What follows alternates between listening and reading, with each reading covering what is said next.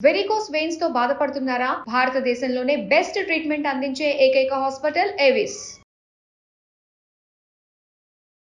నమస్తే రమగారు. నమస్తే జయ. పంచభూత లింగాల్లో మనం ఆఖరి లింగం చిదంబరం అండి. ఆకాశలింగం చిదంబర రహస్యం అంటారు. ఏమిటో చిదంబర రహస్యం. ఆ చిదంబర రహస్యం ఏమిటంటే శూన్యం, చివరికి మిగిలేది ఏమీ లేదు, శూన్యమే ఇదంతా. అదే చిదంబరం. నువ్వు ఎంత వెంపర్లాడతావు, గోల పెట్టేస్తావు, ఏమిటేమిటో చేస్తావు, ఎక్కడెక్కడో కన్నాలేస్తావు, ఎవరి జీవితాలో పాడు చేసేస్తావు నీ జీవితం కోసం. చివరికి మిగిలేది ఏమిటి? శూన్యం, ఖాళీ. ఆకాశం శూన్యం జయ. ఆ పైన ఏం లేదు. ఆ లేనితనాన్ని చూపించేదే చిదంబర రహస్యం. చాలా అద్భుతమైన గాథ ఉంటుంది జయ చిదంబరానికి. ఎన్నిసార్లు చదివినా, ఎన్నిసార్లు చెప్పినా ప్రతిసారి ఒక అద్భుతమైన భావం కలుగుతుంది. ఇదివరకు ఎప్పుడు ఇది కృతయుగానికి ముందు, కృతయుగము తొలికాలం అయి ఉండొచ్చు. ఋషులు మునులు చాలామంది ఇక్కడ ఉండేవాళ్ళు ఈ చిదంబరం ఉన్న ప్రాంతాల్లో. తిల్లైవనం అనేవాళ్ళట ఈ ప్రాంతాన్ని. తిల్లై అనేది ఒక ప్రత్యేకమైన చెట్టు, అది గుబురుగా ఉంటుంది. మనం ఇప్పుడు కూడా చిదంబరం గోడల మీద ఈ తిల్లై వృక్షాల బొమ్మలు చూస్తాం. ఇప్పుడు అది అక్కడ కనపడదు, ఇంకొంచెం అవతలకు ఉన్నట్టు కనిపిస్తుంది. ఈ తిల్లై వనాలలో ఉన్నటువంటి ఋషులు మునులు, ఋషివాటికలు చాలా ఉండేవి. వీళ్ళు మంత్రాలతోటి యజ్ఞాలతోటి భగవంతుణ్ణి బంధించగలమనేటువంటి ఒక భావంలో ఉండేవాళ్ళు. మంత్రం ఉంది, యజ్ఞం ఉంది. భగవంతుడు వీటికి అతీతుడైన వాడు, లోకాతీతుడు ఆయన. ఆ అతీతమైన దైవాన్ని మనం బంధించగలమనే ఒక ప్రగాఢమైన విశ్వాసంతో వాళ్ళు ఉండేవాళ్ళు. వీళ్ళు వీటికి నేను అతీతుణ్ణి అని వాళ్ళకి తెలియచేయటం కోసం పరమేశ్వరుడు విష్ణు సహాయుడై వాళ్ళిద్దరూ ఇక్కడికి వచ్చారు. ఎలా వచ్చాడు ఆయన? బిచ్చాధనాథర్ అంటారు. బిచ్చగాడిగా వచ్చాడు పరమేశ్వరుడు ఇక్కడికి. ఆయనతో మహాద్భుత సౌందర్యవతి స్వరూపంలో, మోహిని స్వరూపంలో ఉన్న విష్ణువు కూడా ఆయనతో పాటు వచ్చాడు. ఒక బిచ్చగాడి భార్యగా చెప్పారు, ఒక స్త్రీ. ఎంత వ్యామోహపరిచే సౌందర్యమో ఆ బిచ్చగాడిది. పిచ్చాండవన్ ఇలాంటి పేర్లే రాస్తారు.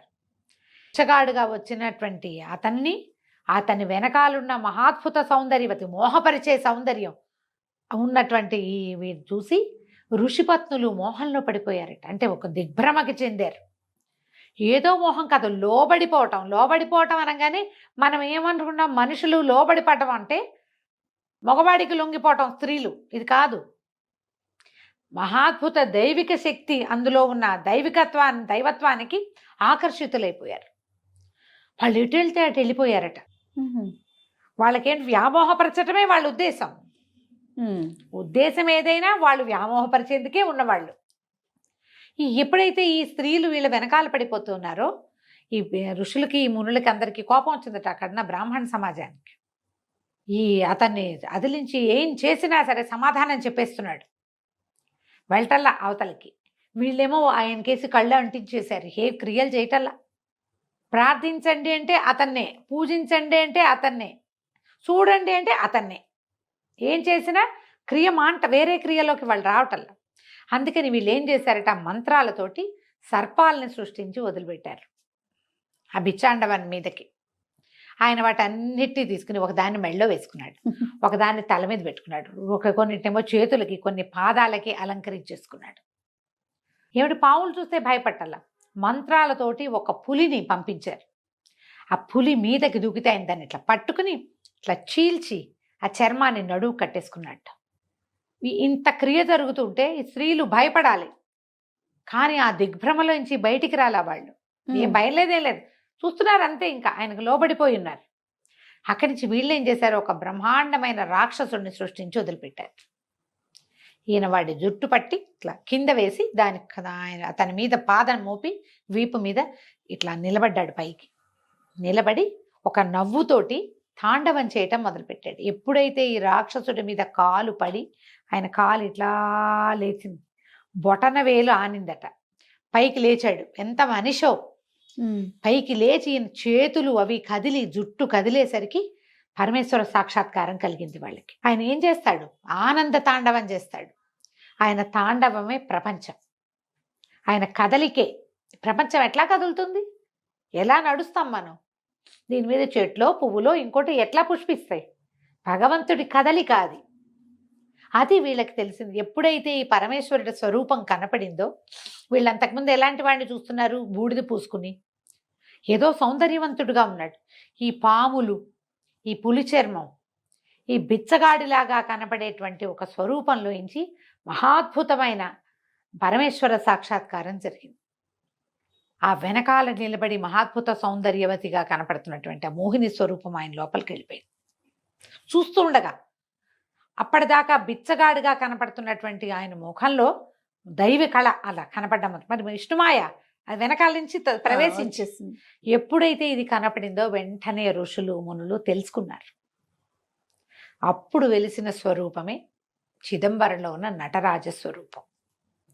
ఆయన చేసే తాండవమే ఈ ప్రపంచపు కదలిక, జీవం. లేచినటువంటి ఈయన చేతుల్లోకి అగ్ని ఇలాంటివన్నీ ప్రత్యక్షమే. వాటన్నిటితోటే కదా ప్రపంచం ఎట్లా నడుస్తుంది? పంచభూతాలతోటి. ఆ స్వరూపం ఇక్కడ మనకి కనపడుతుంది. సాధారణంగా సాంప్రదాయిక స్వరూపం ఏమిటి? మనకు తెలిసేది శివలింగమే. శివుడు ఒక మానవ స్వరూపంలాగా కనపడతాడు. ఇక్కడ నటరాజ స్వరూపం మనం ఎక్కడా చూడం అట్లా. పైగా ఇది ఎట్లాంటిది? ఈ స్వరూపం ఎలా కనపడుతుంది? ఏదో నిలబడి ఉన్నదో, పడుకునున్నదో, కూర్చునున్నదో కాదు. తాండవ స్వరూపం, నాట్యభంగిమలాగా కనపడుతుంది. ఇక్కడే భరతముని ఈయన్ని ప్రార్థించి భరతనాట్యాన్ని రూపొందించాడు. భరతముని రాశాడు, ఆ పుస్తకం రాసుకున్నాడు. నాట్యం ఇక్కడి నుంచే పుట్టింది. భగవంతుడి యొక్క హేళా లీలా విశేషాలే ప్రపంచం యొక్క కదలికలు, పోకడలు. ఇక్కడ మనం ఆ స్వరూపాన్ని చూస్తాం. పెద్ద దేవాలయం, దాదాపుగా ఒక 250 ఎకరాల స్థలం ఉంది. అది అన్నీ ఆక్యుపై అయిపోయి ఉంటాయి. ఇప్పుడు పురాతన కాలంలో అంత ఉండేదట. అయితే వరదరాజ పెరుమాళ్గా మోహిని స్వరూపంలో ఉన్న విష్ణువు ఇక్కడ వెలిసి ఉన్నాడు. నటరాజ స్వరూపం చూస్తాం. అక్కడి నుంచి ఒక స్ఫటిక లింగాకృతిలో స్వామివారు మనకి దర్శనమిస్తాడు. నటరాజ స్వరూపం స్ఫటిక లింగంతో పాటుగా ఎప్పుడైతే ఈ స్వరూపంలో నటరాజుగా కనపడ్డాడో ఆ తర్వాత వాళ్ళకి స్వామి మాయమయ్యి అక్కడ ఒక ఖాళీ తెలిసింది. ఒక బిలంలాగా ఉండి అంతా అందులోకి వెళ్ళిపోతున్నట్టుగా కనపడింది ఋషులకి. ఇంత ప్రపంచము, ఈ తిల్లైవనాలు అన్నీ పోయినాయి అందులోకి. తీరా అక్కడ చూస్తే ఏముంది? శూన్యం, ఏమీ లేదు. ఆ శూన్యంగా ఉన్నదాన్ని ఆకాశలింగంగా ఇక్కడ మనకి దర్శనం చేయిస్తారు. అది మనం చూస్తాం. ఇక్కడ స్వామి ఈ స్వరూపంలో వెలిశాడు. అతిపెద్ద దేవాలయం. ఎన్ని ప్రాకారాలో, ఎన్ని గోపురాలో, ఎంతంత ఎత్తో, ఏమి కట్టుబడో. నడిచి నడిచి నడిచి నడిచి కాళ్ళు పడిపోవాల్సిందే. అమ్మవారు ఎంత సౌందర్యవంతంగా కనపడుతుందో, వరదరాజ పెరుమాళ్ళు ఎంత అద్భుతమైన దర్శనం ఇస్తాడో. జీవితంలో ఒక్కసారైనా చిదంబరం చూసి తీరాలి. మనకి అప్పర్, జ్ఞాన సంబంధర్, మాణిక్య వాచకర్ ఇలాంటి పేర్లున్న సుందరమూర్తి నాయనార్లు, ఈ నాయనార్లందరూ కూడా నందనారు, ఆ నందనారు వీళ్ళందరూ కూడా ఈ చిదంబర స్వామి సేవలో పునీతులయ్యారు. ఒకసారి 6 సేవలు చేస్తారు రోజుకి. ఒక్కొక్క స్వామికి ఒక్కొక్క పేరుంది. తిరుమేని, సకల తిరుమేని, నిష్కళంక సకల తిరుమేని ఇలాంటి పేర్లతోటి పిలుస్తారు. మనకి స్ఫటికలింగం చక్కగా కనపడుతుంది. నటరాజ స్వరూపంలో ఉన్న స్వామిని కూడా మనం దర్శనం చేస్తాం. అయితే ఇప్పుడు ఆకాశలింగం చూడాలి. తీసుకెళ్తారు అక్కడికి. ఒక కర్టెన్ అడ్డుంటుంది. తెర తొలగిస్తే బంగారు బిల్వపత్రాలు వేళ్లాడుతూ కనపడతాయి మనకి. వాటి వెనకాల ఒక ఖాళీ ప్రదేశం కనిపిస్తుంది. ఖాళీయేగా అనిపిస్తుంది, ఖాళీ కాదు. మనం శివలింగాన్ని పూజిస్తాం. తర్వాత నటరాజ స్వరూపంలో స్వామి కనపడతాడు. అంటే సగుణ బ్రహ్మ భగవంతుడు మనం పూజ అందుకోవడానికి వీలుగా మనకొక స్వరూపాన్ని చూపిస్తాడు. నువ్వు రోజు రూపానికి పూజ చేస్తావు, రూపానికి అభిషేకం చేస్తావు, రూప ధ్యానమే చేస్తావు. అక్కడి నుంచి ఆ రూపంలోంచి రూపం లేకపోయినా పూజ చేయగలిగే దారిలోకి మనం వెళ్ళాలి. నటరాజును చూస్తాం, పెద్ద మనలాగానే స్వరూపం, కాళ్ళు, చేతులు, కళ్ళు, పెదిమలు అన్నీ ఉన్నట్టుగా కనపడుతున్న స్వరూపానికి పూజ చేస్తాం. తర్వాత ఆయన తాలూకు రూపమే ఒక చిన్న స్వరూపంగా కనపడే లింగ పూజ చేస్తాం. దాని తర్వాత ఇంత కాళ్ళు చేతులు ఉన్నవాడిని, ఎంతో స్వరూపంగా కనపడే నాట్యం చేస్తున్న వాడిని పూజించి, చివరికి ఒక చిన్న లింగ రూపిని పూజించి, లింగ రూపిని దాటాక మనం ఏం చేయాలి? నిరాకారుడైన పరబ్రహ్మని పూజించాలి. ఆ శూన్యం వైపు ప్రయాణం చేయాలి. ఆ ప్రయాణం చిదంబరంలో జరుగుతుంది. ఇప్పుడు మనం ఉన్నాం, అన్నీ ఉంటాయి, కరచరణాదులు బోల్డ్ ఉంటాయి, వీటికి బోల్డని వ్యవసాయాలు ఉంటాయి, రకరకాల పనులు చేస్తాం, ఏంటో చేస్తాం. దీనంతకి ఆధారం ఏమిటి? ఇక్కడ ఉంది ఒక్క జ్యోతి, అక్కడికి వెళ్ళాలి. జ్యోతిని దాటాక పరంజ్యోతే. ఇంకా ఇప్పుడు దీన్ని దాటాక ఇది పోతే ఎక్కడికి వెళ్తుంది? అది ఎక్కడికి వెళ్తుంది? అది వెళ్ళేది ఎక్కడంటే ఈ ఆకాశలింగం. ఇది ఎక్కడికి చేరాలో దానిని మనకి ఇక్కడ ఏమీ లేదు, ఈ నాదనే ఈ వెంపర్లాటని దాటు, ఇదే భగవంతుడనే దాన్ని దాటు, ఇవన్నీ దాటితే నువ్వు చేరేది శూన్యం.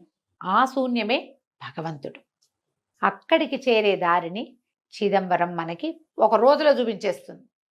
నువ్వు ఊరికే చూసొచ్చేస్తావు, అన్ని క్షేత్రాలు చూస్తావు, ఇది కూడా చూస్తావు. మనం అలా చూడకూడదు. ఏం చెప్తున్నాడో చూడడానికి ప్రయత్నం చేయాలి. ఓసారికి అయితే అర్థం కాదు, ఒకసారికి అర్థం కాదు, ఓసారి చదివితే అర్థం కాదు, ఒకసారి వింటే అర్థం కాదు. ప్రయత్నం చేస్తూ ఉంటే ముందు నేనెవరో తెలుసుకో, మనం ఎవరమో తెలుసుకోవాలి. అక్కడి నుంచి ఈ నేను ఏ నేను నుంచి వచ్చింది, అసలు నేనన్నదే లేదని, ఉన్నదంతా ఒకే పరబ్రహ్మమని, అక్కడి నుంచే ఈ నేననే పదార్థం పుట్టిందని, నేను పోయాక ఇది వెళ్ళేది అక్కడికేనని మనకి తెలుస్తుంది. ఆ తెలుసుకోవడం కోసమే చిదంబరాన్ని చూడండి. విశాలమైన దేవాలయము, అద్భుతమైన శిల్పకళ, ఎన్నో మండపాలు, గోపురాలు, ప్రాకారాలు, పూజా విధానాలు, చక్కగా వినపడే తమిళ తేవారాలు. మనకేం అర్థం కాదు జయ, కానీ వింటుంటే భలే బాగుంటుంది. అవును, ఎంత బాగుంటుందో, మహారుచిగా ఉంటాయి అవి వినడానికి. వీటన్నిటినీ చూసేందుకు జీవితంలో ఒక్కసారైనా చిదంబరాన్ని దర్శనం చేయండి. అయితే ఇది మనకి చిదంబరం దేవాలయాన్ని గురించి ఒక ప్రత్యేకమైన విషయాలు కొన్ని చెప్తారు. ఇదంతా మానవ జీవన చిత్రంగానే మనకి కనపడుతుంది. అయితే 9 ముఖద్వారాలు ఉన్నాయి దేవాలయానికి. మానవ దేహంలోని నవరంధ్రాలు అవి, అట్లా చెప్తారు. అయితే ఇక్కడున్న శివుణ్ణి పంచసభాపతి అని పిలుస్తారు. సభాపతి. ఇక్కడున్నది ఒక సభ, మొత్తం 5 సభలు ఉన్నాయని. ఈ తమిళనాడులోనే ఈ 5 సభా దేవాలయాలు ఉన్నాయి. అన్ని చోట్ల ఇట్లాగే చిన్నగా నాట్యం చేస్తున్న పరమేశ్వరుడి దర్శనమే అవుతుంది. చిత్సభ, ఇది చిత్సభ. తర్వాత ఏమో తామ్ర సభ, రజత సభ, చిత్రసభ, అలాంటి రత్నసభ, ఇలా సభాపతిగా చెప్తారనమాట. ఇక్కడున్నది ఒక సభ, చిత్సభ. ఈ చిత్ అంటే ఏం లేదు, ఏమీ లేనిది, నిర్మలమైనది ఇక్కడ ఉన్నది. అయితే ఇప్పుడు 9 ద్వారాలు చెప్తున్నావా, ఇవి. తర్వాత మన పైన బంగారు రేకులు కప్పి ఉంచారు దేవాలయంలో పైన. ఈ బంగారు రేకులు, వాటికి పెట్టిన మేకులు, ఇవన్నీ కూడా మానవ జీవితానికి సంబంధించినవి. 72,000 మేకులతో బిగించారట. మానవ దేహంలో ఉన్న 72,000 నాడులు అవి అని చెప్తారు. ఇట్లా ప్రతిదీ కూడా మన దేహాన్ని, మనుషుల జీవితానికి సంబంధించినవే దేవాలయంలో మనకు కనిపిస్తాయి. ఒక్కొక్కటి ఒక్కొక్క రకం చెప్తారు. మీరు ఏ రకం చూడాలన్నా వెళ్ళాలిగా ముందు, అంతే చక్కగా పరిశీలించుకోవాలి. అన్ని మండపాల్లో కూర్చుని ఆ పాజిటివ్ ఎనర్జీని అనుభవించాలి. అమ్మవారి శివకామ సుందరిగా కనపడుతుంది ఇక్కడ. వరదరాజు పెరుమాళ్ళు కనపడతాడా, కూటం అని చెప్తారు. ఇక్కడ ఏంటంటే 108 దివ్య దేశాల్లో ఒకటైనటువంటి దివ్యదేశము ఇక్కడ ఉంది. అంటే పక్కన మోహిని అవతారం వచ్చింది కదా అయ్యంతో పాటు, ఆమె వరదరాజు పెరుమాళ్ళుగా ఇక్కడ కొలువై ఉంటుంది అన్నమాట. అమ్మవారు కూడా చాలా విశేషంగా కనపడుతుంది. తిరుచిత్రకూటం అంటారు. అమ్మవారి పేరు పుండరీకవల్లి. 108 దివ్య దేశాల్లో ఒకటైన దివ్యదేశం ఇక్కడ ఉందన్నమాట. దీంట్లో ఇంకొక ప్రత్యేకమైన సంగతి చెప్పాలి. మామూలుగా మనకి దేహంలో 5 కోశాలు ఉంటాయి, తెలుసు కదా, పంచకోశాలు. పంచకోశాంతర స్థిత అమ్మవారిని అలా చెప్తారు. మొదటిది అన్నమయ, ప్రాణమయ, మనోమయ, విజ్ఞానమయ, ఆనందమయ కోశాలుగా ఉంటుంది. మానవ దేహం 5 కోశాల్లో ఉంటుంది. మనం మరణించినప్పుడు వెళ్ళిపోయినాక అన్నీ కలిసిపోయి ఆనందమయ కోశం మనని అనుసరిస్తుందంటారు. అయితే ఇక్కడ ఉన్న 5 ప్రాకారాలు మానవ దేహంలో ఉండేటువంటి 5 కోశాలుగా చెప్తారు. మనమే. అంతే. ఆ, కేవలం భగవంతుడి సృష్టి లీలా విలాసమైనటువంటి మానవుని యొక్క జీవితమే ఇది. ప్రతివాడు ఇలాగే, ఎవరికైనా ఉంటుంది. ఇన్ని కోశాలు ఉన్నాయని మనకు తెలీదు, తెలుసుకోము. నవరంధ్రాలు మనకి తెలుసు. ఇప్పుడు మనకి షట్చక్రాలు తెలుసా? అవును. కట్ చేస్తే కనపడవుగా, కనిపించవు కానీ ఉన్నాయి, ఉంటాయి కదా. ఆ. ఎలా ఉన్నాయో ఈ కోశాలు కూడా అలాగే ఉన్నాయి. అవి అవి కూడా అలాగే ఉన్నాయి. అది మనకి కనపడని విషయము ఉంది, కనిపించే విషయం కూడా ఉంది. రోజుకు 6 సార్లు సేవ చేస్తారు స్వామికి. చాలా విశేషంగా కనపడతాయి. ఆఖరి సేవ ఈ ఆకాశలింగ దర్శనం చేయిస్తారు. ఆకాశలింగాన్ని దర్శనం చేసుకోండి. అవకాశం ఉంటే ఆకాశలింగం నుంచి మొదలుపెట్టి కింద వరకు రండి, భూలింగం వరకు, లేదా భూలింగం దగ్గర మొదలుపెట్టి ఆకాశలింగం దాకా వెళ్ళండి. ఎక్కడికి వెళ్ళినా వెళ్ళామా వచ్చామా కాదు, అనుభవించి ఆ పూర్తి అనుభవాన్ని లోపల పదిలం చేసుకోండి. వెళ్ళొచ్చాక మన మామూలు జీవితం, మామూలు వ్యవహారం కాదు. వెళ్ళొచ్చిన దాని ఫలితం మన మీద కనపడాలంటే మనకి వస్తువో, బంగారమో, ప్రమోషనో కాదు, ఆత్మజ్ఞానం పెరగాలి. ఆ రకమైన తీర్థయాత్ర తప్పకుండా చేయండి. ఈ కార్తీక మాసంలో ఇంత పుణ్యప్రదమైన 5 దేవాలయాలు, 5 ఈ 5 10 దేవాలయాలు చెప్పే అవకాశం లభించినందుకు నా వరకు నాకు చాలా సంతోషంగా ఉంది. వాటి కోసం మళ్ళీ చదివాను, మళ్ళీ చెప్పాను. సో మీరు కూడా వినండి, చూసి రండి. తప్పకుండా రమ్మగారు. ప్రత్యక్షంగా వింటున్నాను కదా నేను. నాకు కూడా అవకాశం దొరికినందుకు చాలా సంతోషం. నమస్తే. నమస్తే జయ.